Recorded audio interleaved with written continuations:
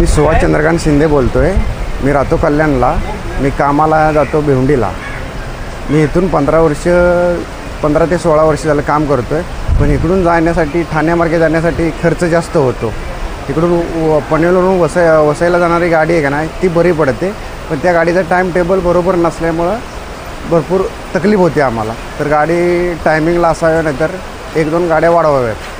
मी प्रकाश चव्हाण आणि आमचा 10-14चा एक मोठा ग्रुप आहे।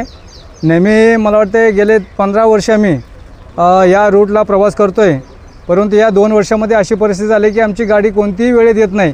1-1 तास 1.5 तास लेट असते। आम्हाला कामावरती पोचायला उशीर होतो, त्याच्यामुळे आम्हाला तिथे लेट मार्क लागतो आणि आमचा हाफ डे लागतो। याची भरपाई आम्हाला कुठूनही मिळत नाही। त्याचबरोबर इथे गरीब चाकरमानी आहे, त्यांना प्रत्येकाला कोण ट्रान्सफरवाला आहे, कोण गोडाऊनवाला आहे, अशा लोकांना अशी परिस्थिती आहे की त्यांनाही वेळेवर पोचता येत नाही। त्याच्यामुळे त्यांनाही त्या गोष्टीचा त्रास होतो आणि आर्थिक बुर्धन लागतो।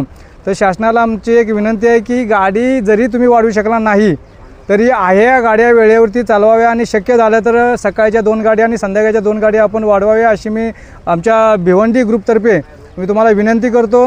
मी वैष्णव साहेब आपले रेल्वे मंत्री आहेत, त्यांच्यापर्यंत हा मेसेज पोहोचवावा अशी मी आपल्याला एक विनंती करतो।